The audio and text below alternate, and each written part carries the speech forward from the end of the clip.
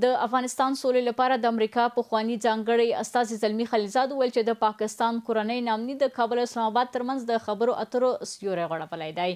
ښاغلي خلیلزاد د پاکستان د اوسني وضعیت په اړه اندېښمن دی او ولیدل چې د پاکستان د ډیپلوماټیکو هڅو سره سره د هیواد کورنۍ او سیاسي مسلې باید له پامه ونه غورځول شي.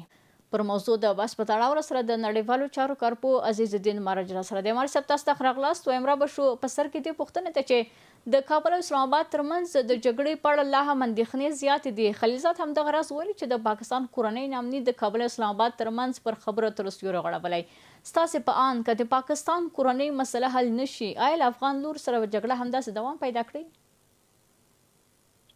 مننه باران خور نمړی تاسو تخنیکي همکاران تلیدونکو سلامونه احترامات وړاندې کوم. زه ګمان کوم چې د پاکستان کورنۍ ستونزې به په افغانستان باندې اثر وکړي یا مثبت یا منفي. پاکستان یو پروژه هیواد ده، پروژه ورکول کیږي، ماموریت ورکول کیږي، بودیجه له جوړښت نه تر اوسه پورې د غرب په امر سعودي عربستان ورکوي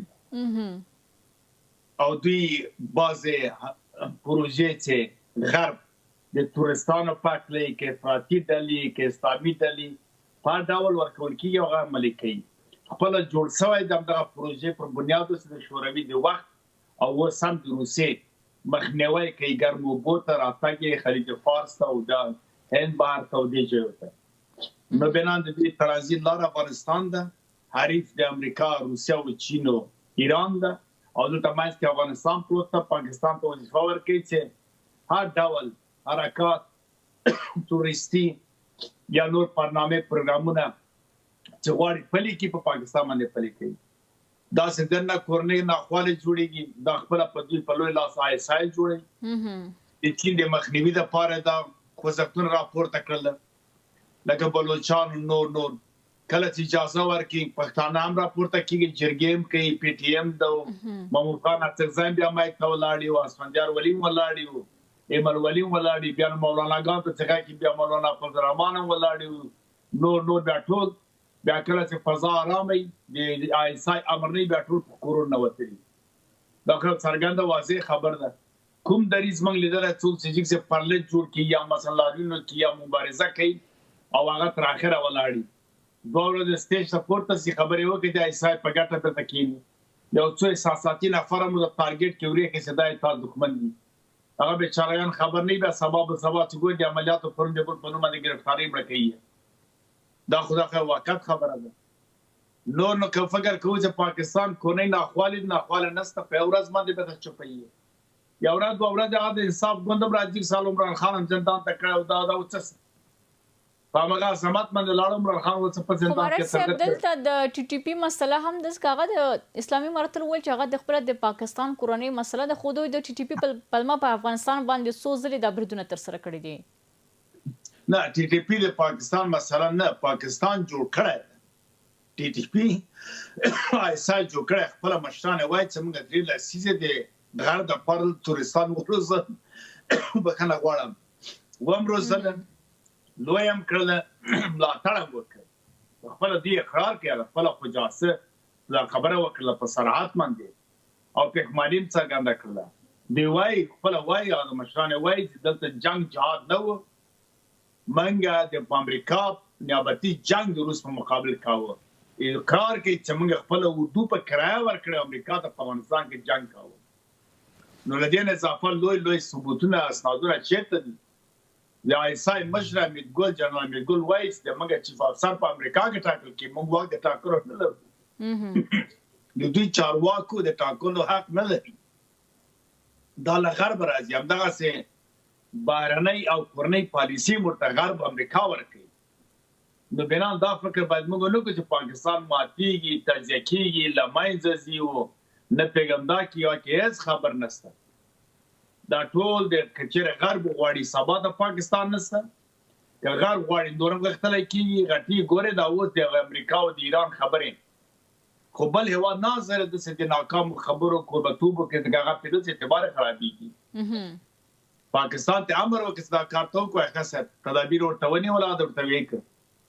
شاید په وروستیو کې امریکا مشران نور هم راشي پاکستان ته، پاکستان غوره وګڼله هم په نړۍ کې د نوم وځي چې ولا زه خو ترهګر نه یم، زه خو دلته یو صلح‌آمیز هېواد یم، صلح غواړم. دا خبره وه. بله ډېر هم ډاډه چې بیا په راتلونکي کې د ایران په وړاندې کومه دنده رانهکړي، که چېرې دنده راکړي هغه بیا کولی شي ورته زه خو ما صلح غوښتله، او یا که ډېر فشار راغی بیا ایران ته وبانوي چې ما خو ډېر کوشش سولې وکړه ستا ونه کړ نو مجبوره شوم. داسې یو لارې جوړې خپل خلکو ته هم ښیي چې موږ یو قوت لرو، سیمې هېوادو ته هم ښیي. په دې کې ډېر پرسیزه ځکه دا پنجابیان چې دي دا ډېر هوښیار خلک دي، دوی ښه لوبه کوي، دوی انګریزانو ښه تربیه کړي دي. هر جنرال د دوی یو سیاستمدار ده، دې کې شک نشته. که وغواړو که ونه غواړو، که سل کنځای که سل تهمتونه سل تورونه پرې ولګو دا حقیقت ده. ټول جنرالان یې د ایسای مشران یې دوی په بهر کې هم درس وایي، په دې هم درس وایي. په رمز د منسیمې د جان ښه خبر دي. په هېڅ کې نه تولیدي هېواد نه صنعتي هېواد ښه حکومت کوي. پنجابیان خپله ښه تجارت د واګې له بندر له خپل پنجابیان هندوانو سره لري. دلته په تورخان کې پښتنو بلوچ ملار بنده کړي، چغې د دوی پورته کوي، خپله ښه ګاز برق امنیت هر څه معیشت ژوند عیاشي لري. مارم په پښتنو بلوچانو کې چېرته چې تورستي عمل ده، چېرته چې فاجعه عمل ده، چېرته چې کوم مرګ و وژل دي، هر عملیات د هر پروژې ټول همدلته پلي کوي. مهر صاحب راځو دې مسلې ته تاسو اشاره وکړه، د پاکستان کورنۍ مسلې ته هم تاسو اشاره وکړه. داسې راپورونه شته چې ښایي پاکستان په کور دننه هم د پوځي عملیاتو په پلمه ملکي کورونه او ما وګړي په نښه کوي. په کور دننه د داسې کړنې ترسره کول د څه په معنا دي؟ ګوره وخت یاد سوله ټي ټي پي دوی جوړه کړې ده، نورې ډلې هم دوی جوړې کړې، بیا هغوی ته امر کوي ته ورسې فلاني ځای کې دغسې یو عمل ترسره کړه.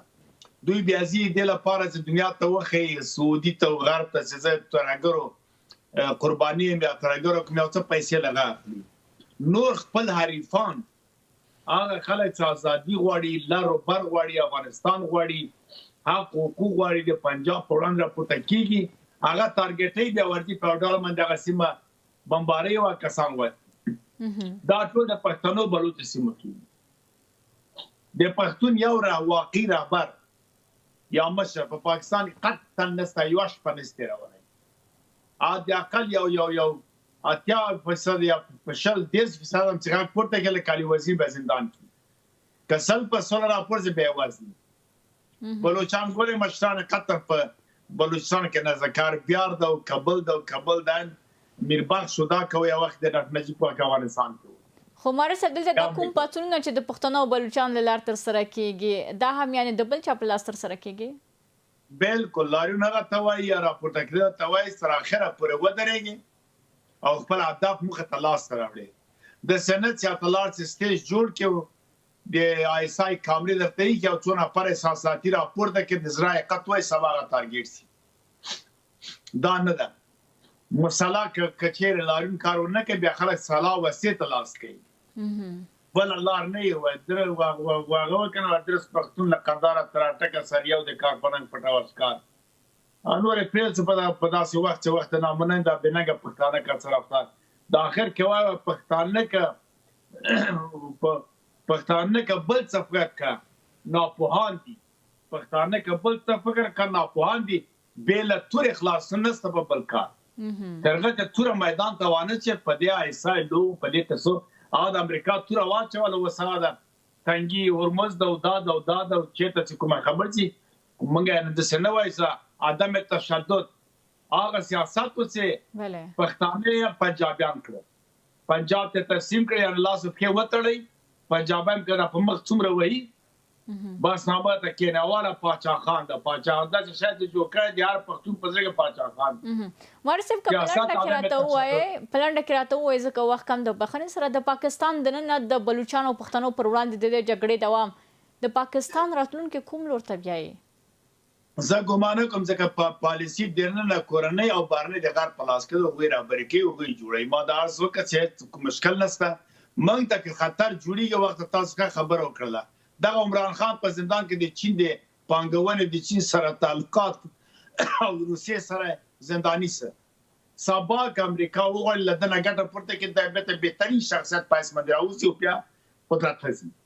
دا یې دوی کار ده، ډېره تابع کړي مې که ډېر خطرناک هغه بیا وځي، هغه بیا وځي لکه بېنظیر بوټو ضیاءالله خو ده من کوایو کوم ته خطر پیږي کورني مسایل افغانستان د مشکلات یو دا نه کوم تدابیر ولرو من پالیسی ولرو من خپل یو موټی وسو که اداره قانونمندي حکومت خپل زیربنا اقتصاد خپل سره پالیسیانه جوړی کو کني سو جوړه ټینګ ټانګ د نړیوالو ته پیسې ورکو میلیون روپۍ خلک ورکي حکومتونه بخنه غواړم پالیسی تر اخلي منګه به دا کارو کو پالیسی میکران د نستا کني بهر نه خو پروګرام کوي جوړ کو تدابیر ونیسو او عملی کو په هغه وخت کې دا فائدہ نه کوي چې مارک په پنجاب داس فائدہ پورې خان دا ګوره خپل سیاست خپل کار کوي له یهود سره امریکا سره امریکا ایران د تاجکستان د ټول معیاري ستاندرد حکومتونه دي ناز خپل کاروبار په ځوان دغه تدامل کې پرمختګ کوي د نړیوال چارو کارپو عزیزن مرسف ساس حضور څخه په خبرونه کې نړۍ منه کور مو ده